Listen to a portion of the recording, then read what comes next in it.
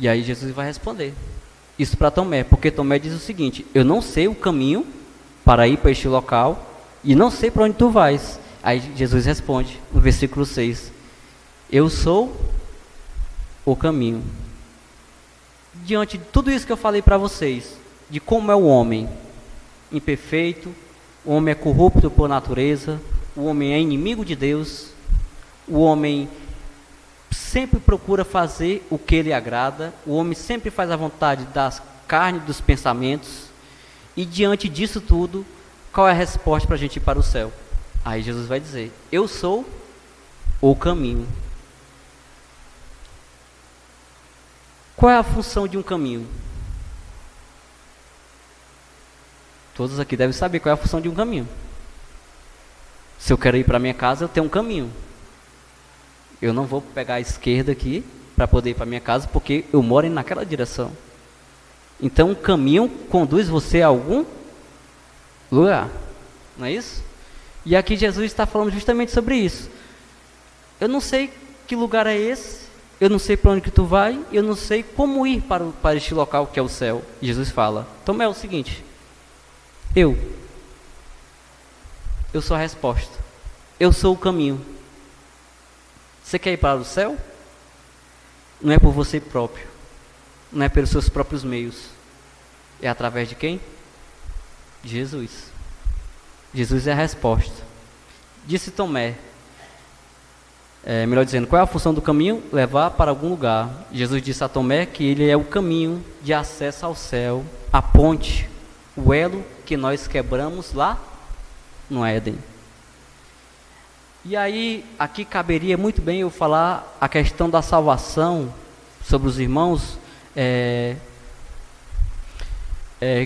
como Cristo conseguiu a nossa salvação, né? Sendo ainda nós pecadores, mas aí teríamos que ser um culto só específico para isso, porque é um assunto muito vasto, certo? Também eu gostaria de falar também a respeito de que nós somos salvos, porque já que a Bíblia fala que nós somos condenados, a condenação eterna, e Cristo nos deu a salvação, de que Cristo nos salva?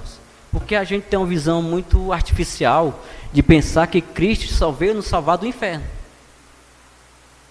E essa visão é um pouco equivocada. Porque a Bíblia fala que Cristo veio ao mundo para quê?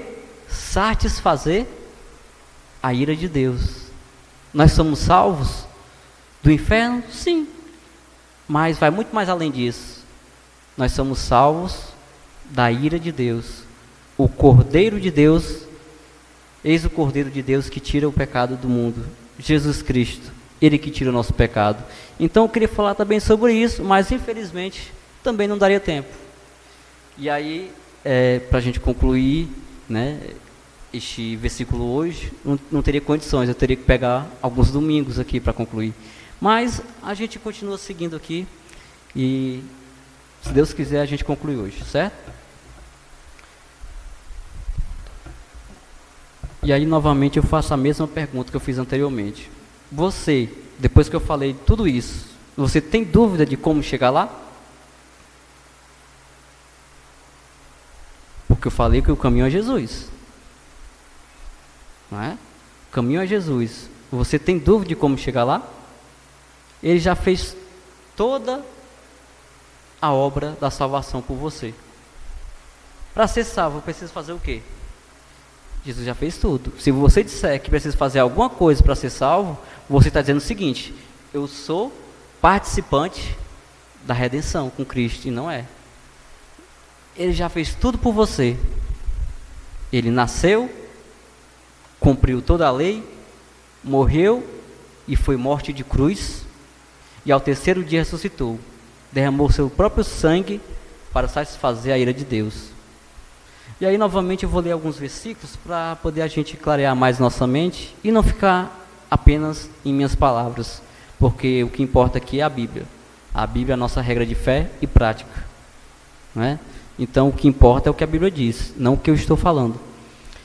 João 4, 22, se os irmãos quiserem abrirem, não tem importância, mas eu estou só falando bem rápido para poder a gente ganhar um pouquinho de tempo. Como eu falei, eu resumi o máximo que eu posso do versículo 6, para a gente terminar hoje. Diz assim, João 4:22. Vós adorais o que não conheceis. Nós adoramos o que conhecemos, porque a salvação vem dos judeus, que no caso é Jesus. Jesus veio da tribo de Judá, fala a memória, e Maria era da tribo de Judá, e aí então a salvação veio de judeus, melhor dizendo, veio dos judeus, que é Jesus. Tem outro versículo que está lá em 2 Timóteo 3,15, onde diz assim: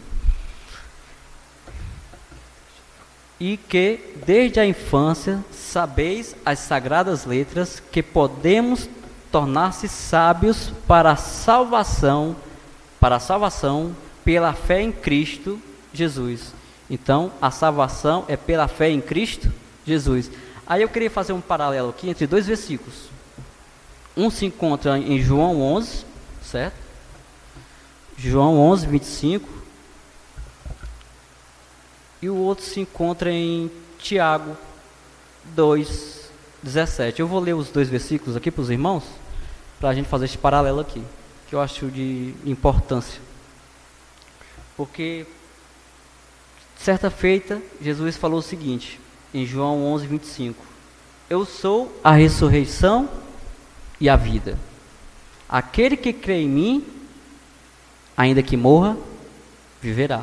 Aí você vai lá assim para mim, então tá tranquilo, Bruno. A salvação o quê? É quem crê em Cristo. Logo, eu creio em Cristo, estou salvo. Vivemos num país onde a maioria das pessoas se denominam cristãos. Se você for na rua, provavelmente muitas das pessoas vão dizer que elas creem em Jesus Cristo.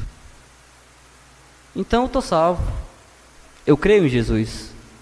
Aí eu quero fazer um paralelo com o Tiago 2,17, onde diz assim: se a salvação é pela fé, que está falando aqui, olha, aquele que crê em mim, mesmo que morra fisicamente, ele vai viver eternamente nos céus, não é? E aí Tiago vai dizer o seguinte: assim também a fé, se não tiver obras, por si só está morta. Aí a pergunta que eu faço para você é: você crê em Jesus? Certamente você diria que sim. Mas deixa eu te fazer uma pergunta. A sua vida condiz com a vida de alguém que crê em Jesus? O que você faz condiz com a vida de uma pessoa que realmente é salva? Porque é pela fé. Beleza, está dizendo aqui, ó, aquele que crê em mim, mesmo que morra, viverá. Mas Tiago vai dizer: se você crê, mas se você não tiver obras, a sua fé é morta, é vã, não tem importância nenhuma, né? A fé sem obras é morta. Não adianta você dizer assim: eu tenho fé, mas se não tiver obras, porque nós mostramos que temos fé através das obras. As obras que testificam que nós temos fé. E aí novamente faço a pergunta: você crê em Cristo, mas você tem as obras que testificam que você realmente crê em Cristo? Certo? Se a sua vida não condiz com a de seguidor de Cristo, sinto muito, sua fé é vã. As obras servem para testemunhar a sua fé. Então este versículo não faz sentido para você. Eu sou a ressurreição e a vida. Aquele que crê em mim, mesmo que morra, viverá. Será apenas palavras soltas lançadas para você. Certo? E aí eu quero ir para a segunda parte, a qual Jesus Cristo fala: eu sou o caminho e a verdade. A gente já sabe o caminho. O que significa caminho? O caminho é o quê? É o caminho que é Cristo, que nos conduz ao Pai. Jesus fala: ninguém pode vir a mim se pelo Pai que me enviou, né? Que pelo Pai, melhor dizendo, não me conceder, não trouxer a mim. Só podem ir a Cristo se o Pai o enviar. Então, nós sabemos que este caminho é o caminho que é Jesus, que nos conduz ao céu, que nos conduz ao Pai. Então, este caminho é Cristo, o caminho da salvação. E Ele é a verdade.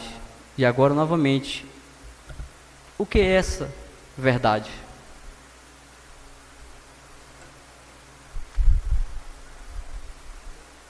Jesus é a verdade que ilumina a mente. Ele não apenas é a verdade, né, que pregou, mas ele pregou a verdade. Ele próprio é a verdade. A verdade não é algo que eu posso, como explicar para os irmãos? A verdade aqui não é algo relativo, como a gente está estudando aqui na escola dominical, né, sobre relativismo. A verdade aqui é a verdade, sendo redundante, verdadeira, né? A verdade aqui é a verdade de Cristo. Oi? A verdade absoluta, pronto. A verdade absoluta. E que verdade é essa que Jesus está falando? E aí eu quero entrar em um assunto aqui que é interessante a gente entrar, certo? Que essa verdade aqui é a própria palavra de Deus. Que a gente não pode separá-la de Cristo. Porque as pessoas dizem assim: eu acredito em Cristo, mas não acredito na Bíblia. Eu acredito em Deus, mas não acredito na Bíblia. Enquanto que a Bíblia vem dizer o seguinte. Foi até um versículo que quem citou hoje, se fala a memória, foi a Maíla. Qual era o versículo, Maíla? Santifica-os, a tua palavra é a verdade. Então Jesus fala: santifique-os na verdade. A tua palavra é a verdade. De certa forma, que o que Jesus falou é a verdade, que é a sua palavra. Então eu não posso separar Jesus e sua palavra. Não há uma dicotomia, né, uma divisão. Não, elas são juntas. Eu não posso pegar a palavra de Cristo e separar de Cristo, porque elas são uma só, certo? No mundo existem várias verdades. Isso a gente vê, né? Algumas teorias do passado hoje são consideradas já fatos, como por exemplo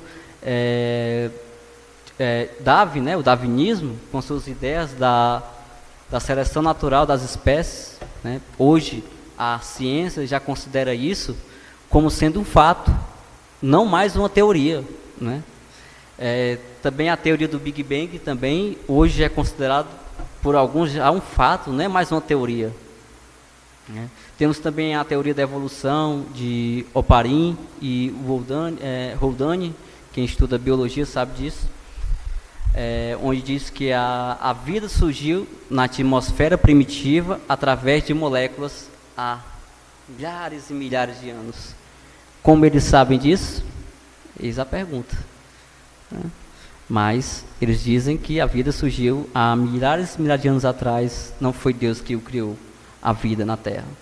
Ora, nossa ação em relação à verdade determina o resultado de nossa vida.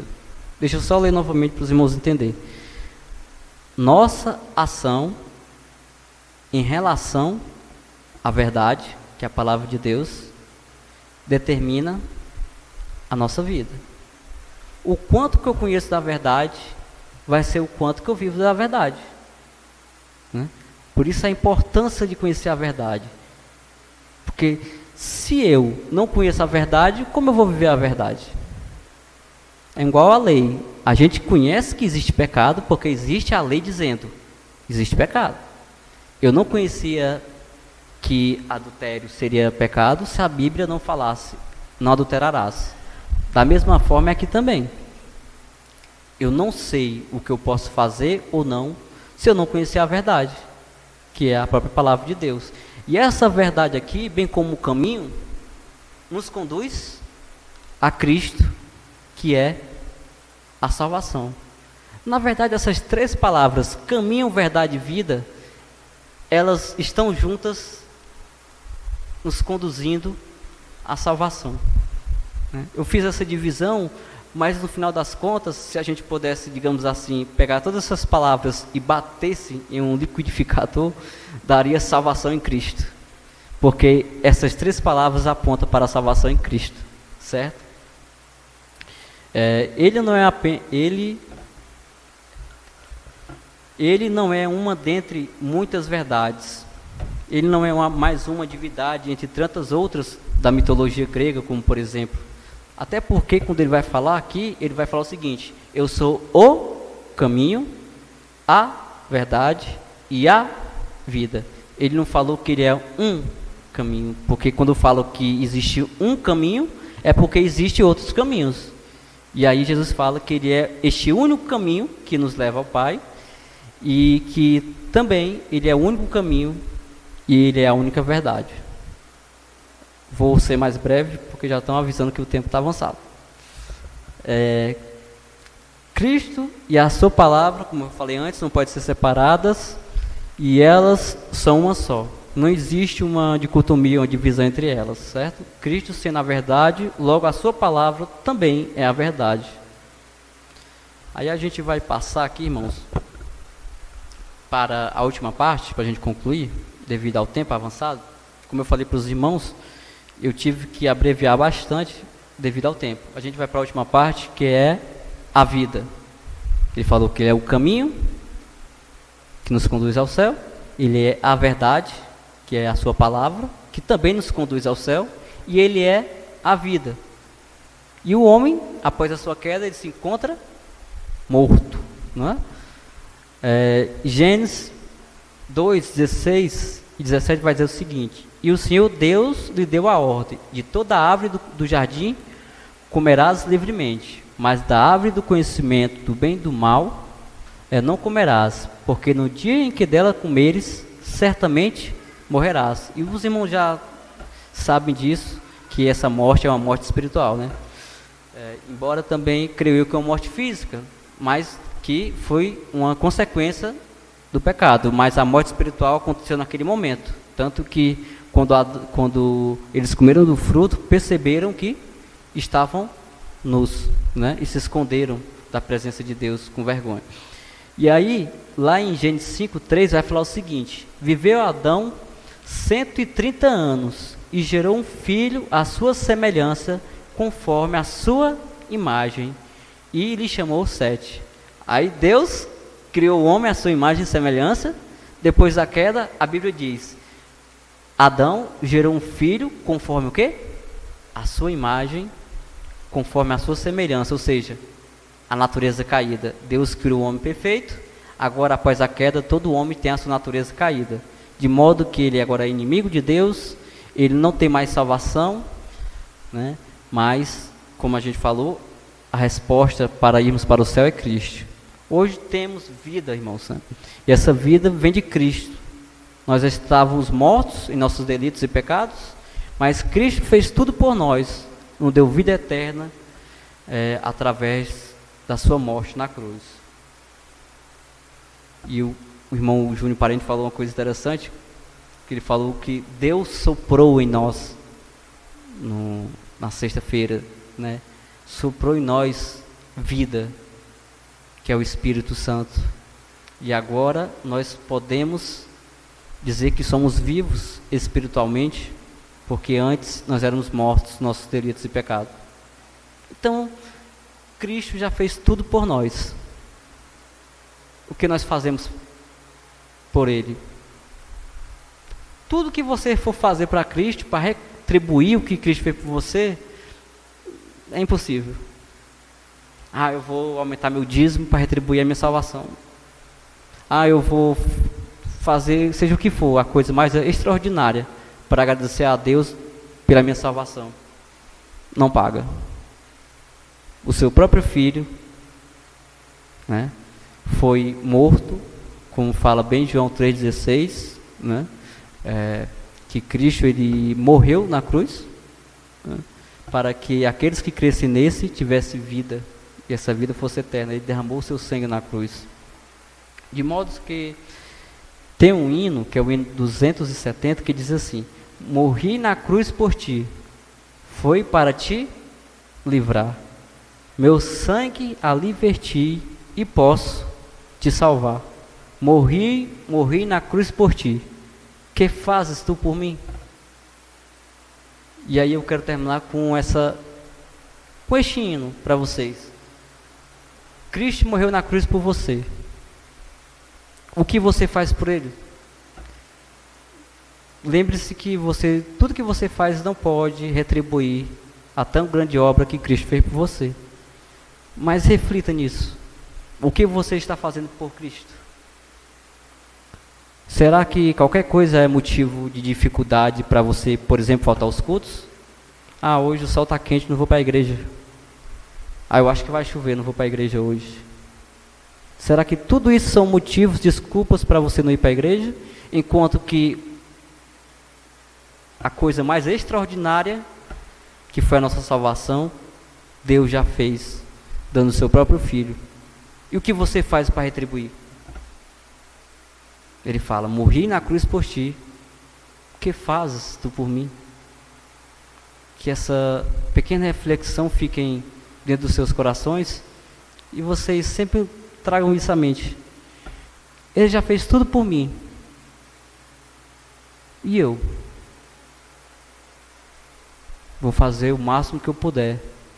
Não para o agradar, mas porque eu tenho amor pelo que Ele fez por mim. Certo? Tem um versículo que está lá em Lucas 17:10, onde diz assim: assim também vós, depois de haveres feito tudo quanto vos foi ordenado, dizeis: somos servos inúteis, porque fizemos apenas o que deveríamos fazer. E tudo que a gente faz ainda é imperfeito. Mas no meio da nossa imperfeição, tudo que você faz, você tem que dizer o seguinte: Senhor, tudo que eu fiz, se é para pregar, o que eu estou fazendo aqui agora, se é para tocar, se é para louvar, se é para você que veio hoje ao culto, tudo isso que você está fazendo, você tem que ter uma coisa em mente: eu sou servo inútil, não fiz mais do que a minha obrigação, porque o que Cristo fez na cruz por mim, eu não vou conseguir pagar. Então Ele é o caminho que nos conduz a Cristo, melhor dizendo, a Deus, que é a salvação. Ele é a verdade, e a verdade está na sua palavra, que tanto nos conduz também a Cristo, né? Como a gente não pode separar isso, e Ele é a vida. Tanto que em Apocalipse vai dizer o seguinte, que o Cordeiro, né, Deus vai nos guiar. Vamos ler esse texto? É melhor? Para a gente só concluir. Está em Apocalipse 7. Só para a gente concluir, irmãos.